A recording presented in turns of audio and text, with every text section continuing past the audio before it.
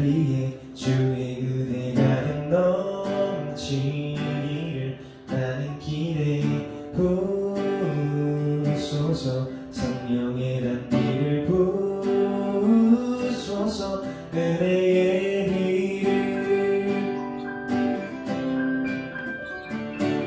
말로만 겨우만 살아가지 말고 해안과 진실한 마음으로 하자. 말로만 겨우만 살아가지 말고 해안과 진실한 마음으로 하자. 이 자리에 주의 은혜가 넘치기를 나는 기대해 부소서. 성령의 단비를 부소서. 은혜의 비를 말로만 겨우만 살아가지 말고 해안과 진실한 마음으로 하자. 말로만 겨우만 살아가지 말고 해안과 진실한 마음으로 하자. 말로만 겨우만 살아가지 말고 해안과 진실한 마음으로 하자.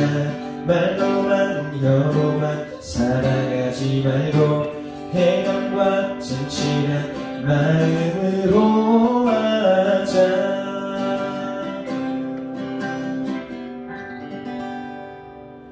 오늘의 성경 말씀은 요한일서 3장 18절의 말씀입니다. 요한일서 3장 18절의 말씀을 제가 봉독하겠습니다.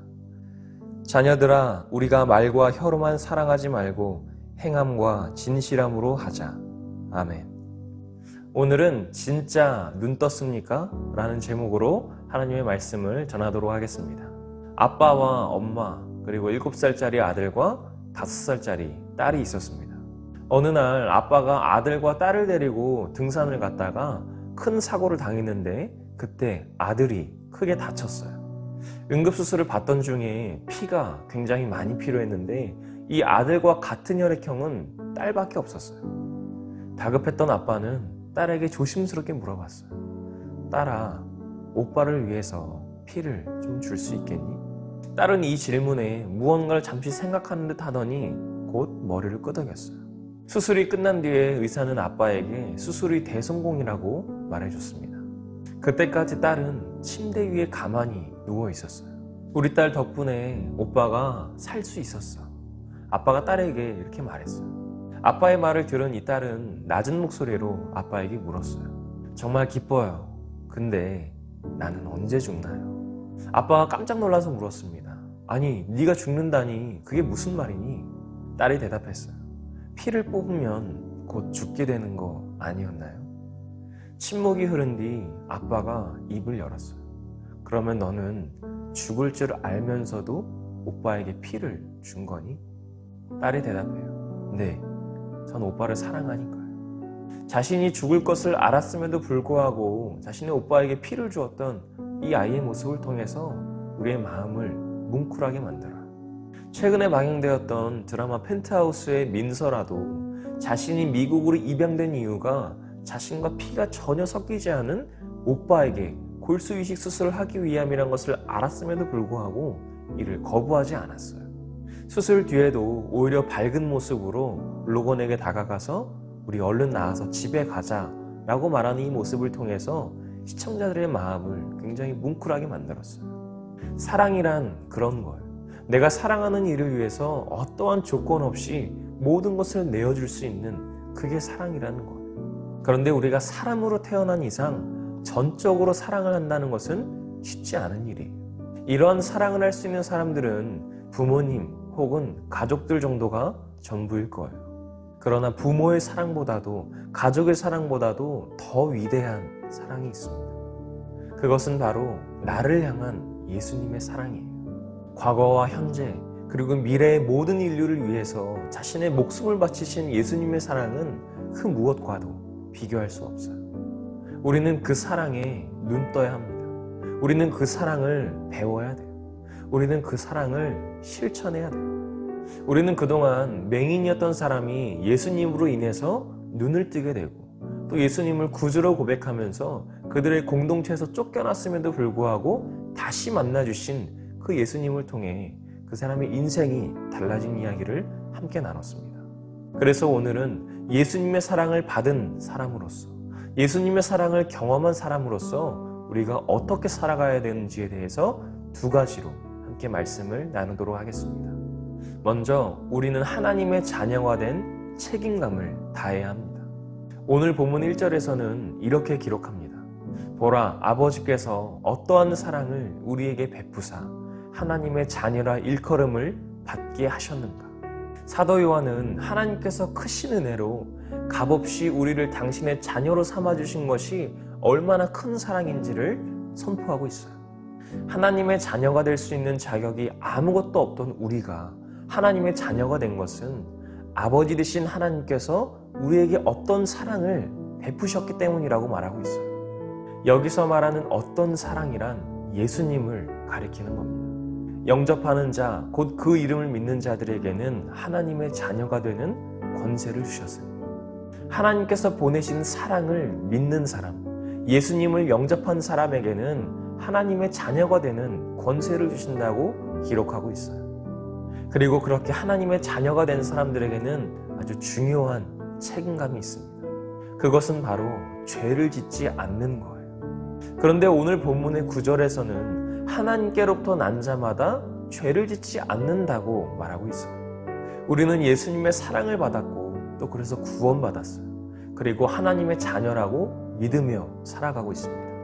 그러나 그렇다고 해서 우리가 죄를 짓지 않고 살아가고 있나요? 매일같이 매 시간마다 죄를 지으며 살아가고 있어요. 그럼에도 하나님의 자녀가 죄를 짓지 않는다는 것은 무슨 의미일까요? 웨슬리 목사님은 이에 대해서 하나님께로부터 난 자들의 특권이라는 설교를 통해 이렇게 대답합니다. 하나님께로부터 난다는 것은 단지 세례를 받거나 외적인 변화만을 말하는 것은 아닙니다. 내적인 변화, 성령의 역사로 인해 우리의 영혼 속에서부터 만들어지는 변화, 그리고 우리의 존재 방식의 변화까지도 포함한다는 거예요. 하나님께로부터 태어나는 순간 우리는 이전과 다른 세상에서 다른 방식으로 살아가게 됩니다. 갓난아이가 있어요. 모든 생명을 가진 것이 그렇듯 이 아직 태어나지 않은 아이도 공기에 의존하며 살아가요. 그러나 어머니의 몸속에서 아직 흐릿하고 불완전한 공기만을 느끼는 거예요. 아직 완전히 듣지 못하고 완전히 보지 못해요. 출산이 가까워질 때 비로소 활발하게 움직이긴 하지만 아직 완전히 감각하지는 못해요. 바깥 세상과의 어떠한 접촉도 없었기 때문에 세상에서 일어난 일에 대한 개념이나 지식이 전혀 없는 상태예요. 그러나 일단 세상 밖으로 나오면 그때부터는 이전과는 다른 방식으로 살아가게 되는 거예요. 생명을 유지하기 위해서 호흡하는 것을 시작으로 그의 모든 감각을 깨워서 보고, 듣고, 냄새 맡고, 맛보고, 만지는 그 감각을 배워가게 돼요. 그리고 아직 하나님께로부터 태어나지 않은 사람도 모든 생명 있는 것들이 살아가며 움직이는 하나님에 의해 존재하게 됩니다. 그러나 그렇다고 해서 아직 하나님을 의식하지는 못하는 상태예요.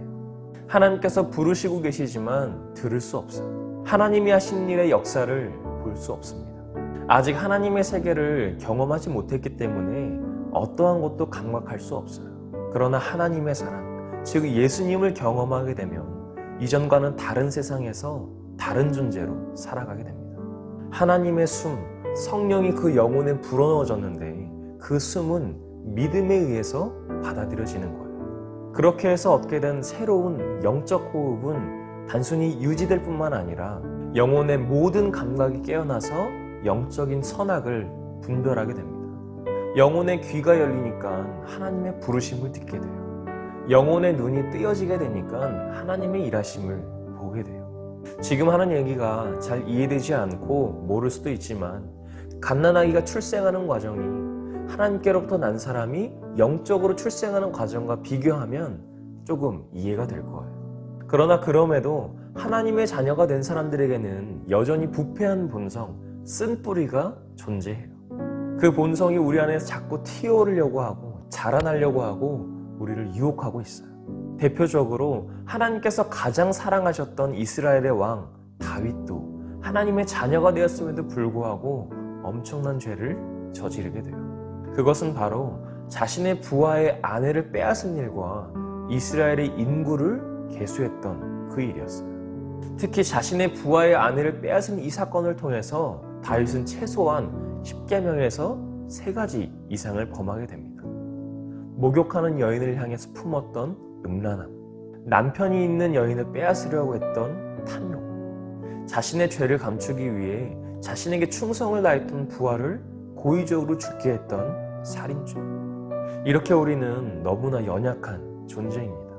그러나 우리에게도 감사할 것은 이러한 죄악들을 이길 수 있고 밟을 수 있는 힘이 우리에게 있다는 거예요. 그 힘은 우리가 스스로 가지는 것이 아니라 위로부터 내려오는 힘, 하나님께서 우리에게 주시는 힘이에요. 죄를 짓는 상황에 놓여 있을 때 그 행동의 근본적인 이유가 고의적이었든 실수였든 간에 하나님께서는 우리에게 경고하세요. 죄가 너의 문 앞에 있다. 나를 보아라. 그리고 구원을 받아라. 그러나 우리는 하나님이 아니라 다시 죄악된 상황을 보게 되는 것. 이것이 문제예요. 그렇기 때문에 다윗도 죄의 상황 가운데에서 하나님을 본 것이 아니라 그 여인을 보고 있었던 거예요. 그렇게 죄를 지은 우리는 또 땅을 치면서 후회하고 회개해요. 그런데 그런 와중에 또 감사한 것은 자비가 많고 사랑이 많으신 하나님께서 그런 우리를 또다시 용서해 주신다는 거예요. 우리는 일상을 살아가면서 우리 주변의 상황 속에서 수없이 죄를 지으며 살아가요. 그런데 그 죄에 대해서 그냥 두지 않고 때로는 승리할 때도 있지만 때로는 실패할 수도 있어요. 그렇게 끝까지 싸워가는 모습을 통해서 하나님께서 우리를 끝까지 버리지 않으신다는 거예요. 모든 것에 완전하신 하나님께서 여전히 완전하지 못한 우리를 사랑하시기 때문이에요. 그러나 우리는 죄 앞에서 자신하지 말고 철저하게 경계해야 합니다. 하나님의 음성을 듣는 일에 늘 깨어 있어야 돼요. 그렇게 언제나 하나님을 믿고 언제나 하나님을 사랑하고 언제나 하나님을 의식하면 우리는 죄를 짓지 않게 되고 또 그렇게 죄를 지을 수도 없는 상태가 됩니다. 이제 하나님으로부터 난 자가 죄를 짓지 않게 된다는 이 말이 이해가 되십니까? 두 번째로 타인을 향해 예수님처럼 사랑해야 합니다. 예수께서 이르시되 내 마음을 다하고 목숨을 다하고 뜻을 다하여 주 너의 하나님을 사랑하라 하셨으니 이것이 크고 첫째 되는 계명이요 또 둘째도 그와 같으니 내 이웃을 내 자신같이 사랑하라 하셨으니. 제가 참 자주 강조하는 말씀이에요. 하나님을 사랑하는 것이 우리에게 있어서 가장 크고 첫째 되는 계명입니다. 그리고 그와 같이 중요한 것이 우리의 이웃을 우리의 몸과 같이 사랑하는 거예요. 오늘 본문에서 사도 요한은 예수님께서 우리를 위해 자신의 목숨을 버리셨듯이 우리도 자신의 형제를 위해서 목숨을 버리는 것이 마땅하다고 말하고 있어요. 사도 요한은 요한복음에서도 예수님께서 친구를 위하여 자기 목숨을 버리는 사랑보다 큰 사랑은 없다고 말하는 것을 기록하고 있어요. 그만큼 하나님의 자녀가 된 사람, 예수님의 사랑을 받은 그리스도인이 마땅히 행해야 할 사랑은 자기를 부정하는 거예요. 17절에서도 이 세상의 재물을 가지고 있는데 형제가 궁핍한 것을 보고도 도와줄 마음이 없으면 그 안에 하나님의 사랑이 없다고 말하고 있어요.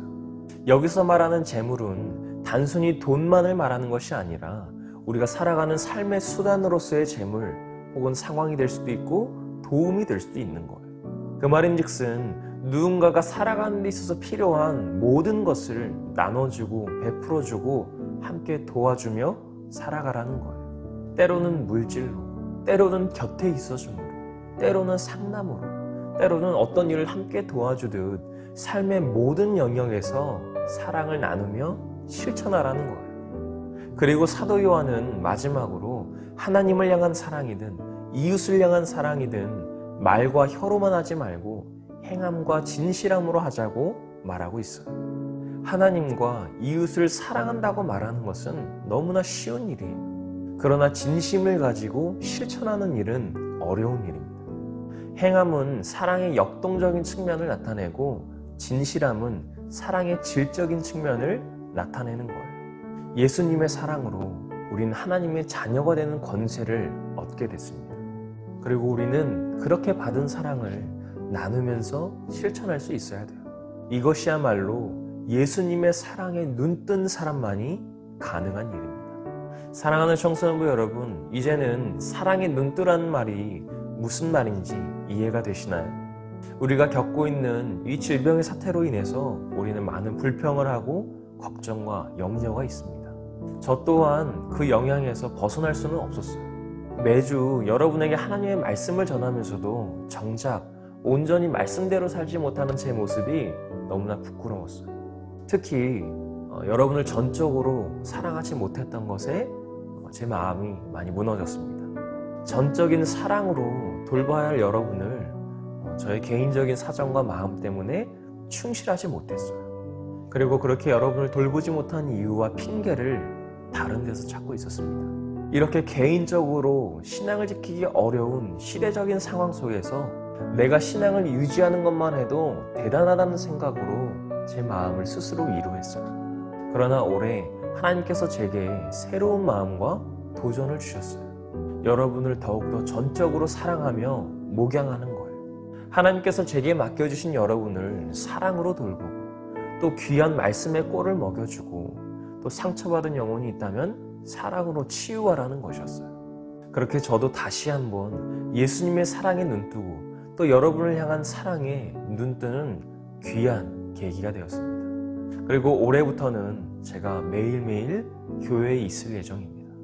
그리고 그래서 더 여러분을 자주 찾아가도록 하겠습니다. 그리고 여러분도 힘든 일이 있든 혹은 이야기할 사람이 필요하든 아니면 단순히 그냥 배가 고프든 어떤 이유라도 좋아요. 교회에 오면 제가 항상 있을 것이고 여러분을 위해서 기다리고 있을 거예요. 그리고 조만간 다시 만나서 예배할 수 있는 날이 오게 될 거예요. 우리가 그때에는 이전보다 더욱더 커진 그 사랑의 마음을 가지고 함께 예배드리고 함께 교제하면 좋겠습니다. 그래서 올 한 해는 예수님의 사랑에 눈뜨고 예수님의 사랑으로 서로에게 눈뜨는 우리 사랑하는 청소년부 친구들과 선생님들이 되시기를 간절히 소망합니다.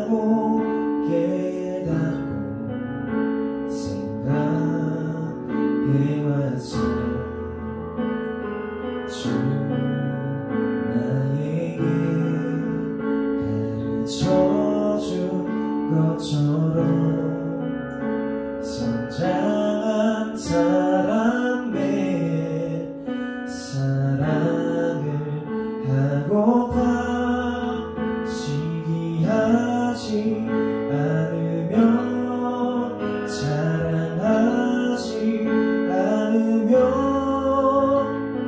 오래 참고 온유하며 내 유익을 구하지 않는 그런 사랑 교만하지 않으며 무례하지 않으며 불의를 미워하고 진리만을 즐거워하는 그런 사랑하고파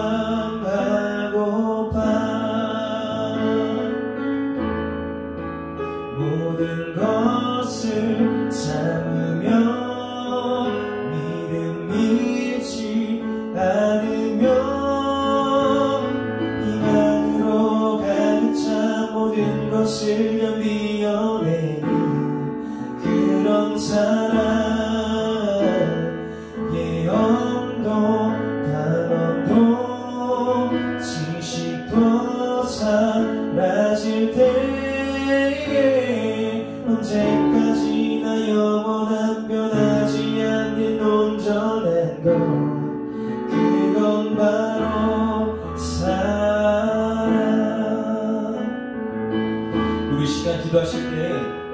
그런 사랑을 하길 원합니다. 예수님께서 내게 가르쳐주신 사랑, 내가 예수님으로부터 경험한 사랑을 내가 사랑을 나누며 실천하게 해달라고, 내가 하나님의 자녀로서 예수님을 향해 그 사랑을 베풀 수 있는 사랑이 되게 해달라고 시간 다같이 통성으로 기도하겠습니다. 아버지 하나님, 그동안 내 안에 경력되었던 것들, 내 욕심으로 되었던 것들이 사라지게 하여 주시옵소서. 이제부터 모든 것을 다 내려놓고 정말 진심으로, 전심으로, 진심과 행함으로 사랑을 할 수 있도록 인도하여 주시옵소서. 우리의 인생이, 우리의 사랑이 그동안 말과 혀로만 되었음을 고백합니다. 우리가 정말 제 마음에 진심이 없는 사랑이었음을 고백합니다. 남들에게 보이기 위하여, 남들에게 인정받기 위하여 했던 사랑을 고백합니다. 그러나 내가 이 진심으로 예수님께서 나에게 가르쳐주신 사랑, 예수님께서 나에게 보여주신 그 사랑을 내가 온전히 행하기 원합니다. 나를 십자가에 못 박혀 죽으시고 나를 모든 물과 피를 흘리신 그 예수님의 사랑이 내 안에 온전히 생겨지게 하여 주시옵소서. 그래 내가 하나님께로 떠나게 하시고 하나님께로 떠난 자가 죄를 짓지 않는다고 하는 말씀처럼 내가 하나님께로 나와서 죄를 짓지 않으며 살아갈 수 있도록 인도하여 주시옵소서. 내 안에 불필요한 분성, 내 안에 쓴뿌리가 사라져지길 원합니다. 내 안에 오직 예수님의 그리스도만이 살려지길 원합니다. 거룩한 씨가 살려지길 원합니다. 그로 내 사랑을 베풀어 나눌 수 있는 내가 될 수 있도록 인도하여 주시옵소서. 하나님의 예수를 위하여, 소외된 예수를 위하여, 나의 주님의 예수를 위하여, 나의 주님의 축복을 위하여 사랑할 때마다 그 사랑이 온전히 내 안에 살려지길 원합니다. 더 이상 거짓된 것, 더 이상 허황된 것, 더 이상 확인된 것으로 사랑하는 것이 아니라 정말 진심으로, 전심으로 하는 사랑이 내 안에 임할 수 있도록 인도하여 주시옵소서. 예수의 사랑을 배우길 원합니다. 그 사랑을 행하길 원합니다. 그 사랑을 가르쳐준 사랑을 우리가 베풀며 전하는 사랑일 수 있도록 인도하여 주시옵소서. 나의 욕심이 나의 눈이 가르치지 않게 하시고 나의 거짓된 것에 내 귀가 막히지 않게 하여 주시옵소서. 우리 예수님만을 바라기를 원합니다. 하나님의 자녀로서 하나님의 일하시는 보게 하시고 하나님의 역사하신 것은 우리 사랑할 수 있는 것일 수 있도록 인도하여 주시옵소서. 하나님, 그동안 우리가 했던 사랑, 그 모든 것들이 남에게 보이기 위한 사랑, 허황된 사랑이었음을 고백합니다. 주님께서 내게 가르쳐주신 사랑, 주님께서 내게 보여주셨던 사랑은 그 사랑이 아닌데 나를 위해 목숨을 바치신 그 전적인 헌신의 사랑이 내 안에 있음에도 불구하고 나는 그 사랑을 베풀며 살지 못했음을 고백합니다. 이제부터, 이 시간부터 우리가 말과 혀로만 사랑하는 것이 아니라 진실과 행함으로 사랑하는 우리 사랑하는 청소년부 친구들과 선생님 될 수 있도록 인도하여 주시옵소서. 말씀을 읽고 나아갑니다. 이 말씀이 그저 듣고 흘러가는 것이 아니라 내 안에 섞여져서 그 말씀대로 살아갈 수 있는 오늘의 삶의 한 주가 될 수 있도록 인도하여 주시옵소서. 이번 말씀 예수님의 이름으로 간절히 기도합니다. 아멘. 하늘에 계신 우리 아버지여, 이름이 거룩히 여김을 받으시오며 나라가 임하시오며 뜻이 하늘에서 이루어진 것 같이 땅에서도 이루어지이다. 오늘 우리에게 일용할 양식을 주시옵고 우리가 우리에게 죄 지은 자를 사하여 준 것 같이 우리 죄를 사하여 주시옵고 우리를 시험에 들게 하지 마시옵고 다만 악에서 구하시옵소서. 나라와 권세와 영광이 아버지께 영원히 있사옵나이다. 아멘.